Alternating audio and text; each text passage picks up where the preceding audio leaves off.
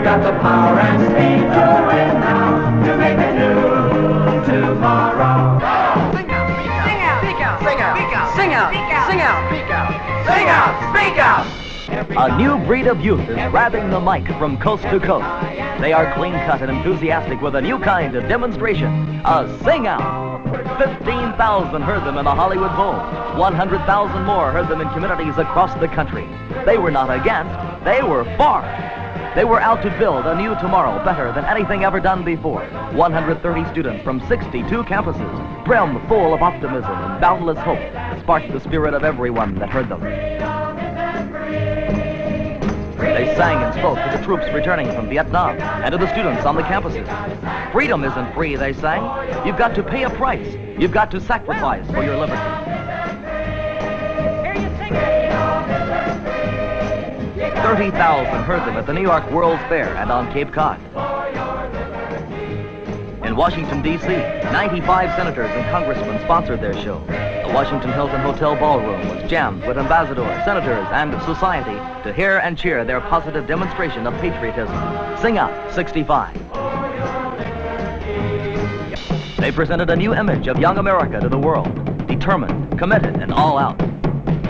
They were recruiting students with the guts and stamina to stand up and speak out. They asked the question, which way, America? This way we go. This is my country, and now I know which way America is going to go. Which way America is going to go. It all began last summer at a conference for modernizing America at Mackinac Island, Michigan. Moral Rearmament sponsored it. Host of the conference were 300 Indians from tribes all over North America. 5,000 college and high school students came from 47 states and 52 countries. Here, they spoke out. I know for what I stand for, and I shall give my life for it. So I've decided to really for my country because I really love it. And we will demonstrate to the new leadership in China and Russia what freedom is really meant to be. And I know now that the real issue in America and in the world is not one of race or color, but character. I know that this world is looking for leaders who have the guts to stand up and fight for what's right. I really believe that if all our generation took that on, we'd change the face of the earth in our lifetime. And thousands of us have decided now to clean up our lives where they need it, and then to go out and fight with every ounce of energy we have until we together create that new world. And they sang, their songs bursting in an explosion of musical talent. Inside everybody, there's some bad and there's some good. But don't let anybody start attacking peoplehood.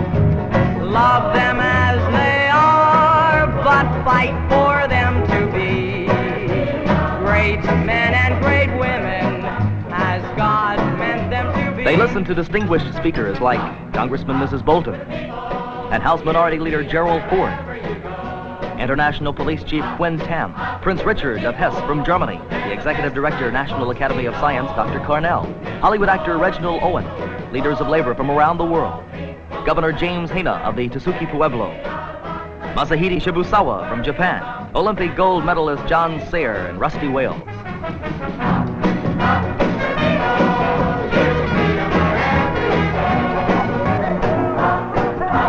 These young peace setters accepted a record-breaking training program to fit themselves for the most challenging and strenuous task of the age, modernizing America, her aims and motives, and setting a fast clip for the youth of the world to follow.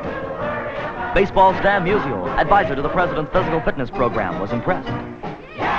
They played hard, and they worked hard preparing food, creating books and magazines, shooting film, and producing theater, like the plays of Peter Howard, We Are Tomorrow. And The Ladder, dramatizing the moral choice facing every man, produced and presented by students from Harlem, New York. They made a film on how to take the students of Japan beyond communism to a greater revolution. Mr. Katsu of Sapporo Television directed the film, which they called Tomorrow Will Be Too Late.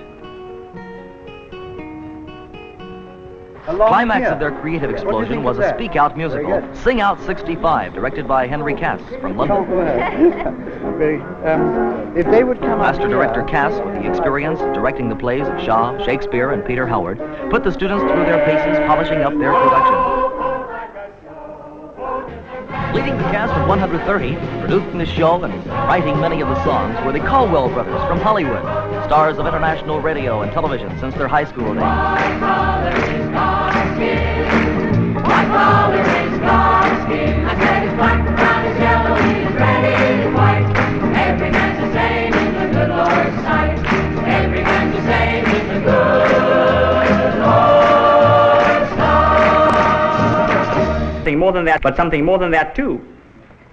You will need to learn the secret of modernizing men, of changing the character of the men you meet, of making them strong, of making them great, of making them fearless and incorruptible. And that you must learn here, so that when you go over to those lands, if you meet a student, or a politician, or a businessman, or a communist, you can change him. Sparked by this challenge of Rajmohan Gandhi, grandson of the Mahatma, and with 6 weeks intensive preparation behind them, they were set to go. In the spirit of Paul Revere, 300 ready students raced to catch the Sing Out 65 Express on its whistle-stomping canter to rouse the continent. To awaken them and call to arms. There was an air of gaiety and seriousness, too, about these people. They seemed to possess that rare quality called direction to their lives. They launched out from a small Michigan town. Destination, Everytown, USA. In each city, they burst out of the coaches onto the platform and belted out song after song until the whistle blew. Set off for Cambridge with a spirit bold. He met two regulars face to face. The passengers on this mighty 18-car Santa Fe Express carried the catchy beat of a new generation into the heart of a hungry America. On to California. In Los Angeles, on the steps of the magnificent New Music Center, they gave their first Sing Out in California. Thereon, they never stopped running. The Los Angeles County Board of Supervisors presented them with the key to the county. Then a speak out of the Los Angeles City Council chambers. But only a few miles from City Hall, the ruins left by the worst riots in U.S. history still smoldered in the quiet community of Watts. Invited to stage Sing Out 65 in high schools there, this new breed of revolutionaries brought hope to the students of Watts, who eagerly responded to this chance to take part in building a new America.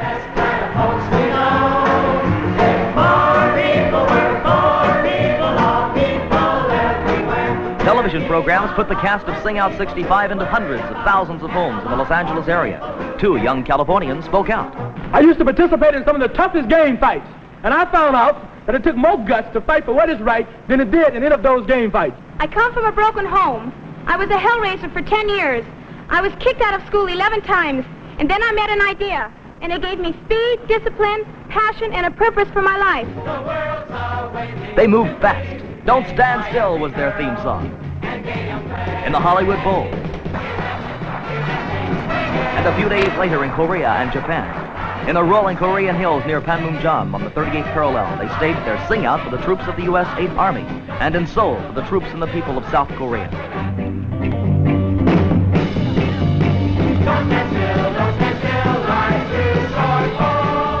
The American ambassador accompanied the Korean Prime Minister and his family. At a luncheon given by the Prime Minister, Mr. Blanton Belk, leader of moral rearmament in America, said, "The American youth and the American people want peace, but not at the price of freedom. It's patriotism, not pacifism they want, moral rearmament, not moral disarmament. One thing we can be sure, the world will go to those who have the will and enthusiasm to remake it." The Prime Minister thanked them and told them their show had been broadcast to North Korea and China. Sing Out 65 landed in Japan on the run. The Speaker of the Parliament, generals, governors, mayors, and students greeted them. The revolutionary students of Waseda and the other massive Tokyo universities and schools jammed into huge arenas to hear them. 7,500 packed the Olympic Gymnasium, among them the Japanese Prime Minister Sato. He congratulated them on a job well done. Returning to America, Sing Out 65 was given a wild welcome by students from Watts and other Los Angeles campuses. Now began the next phase of the Sing Out, a campaign to cover every campus. Their aim, to set a whole generation on the move, to build a world that works.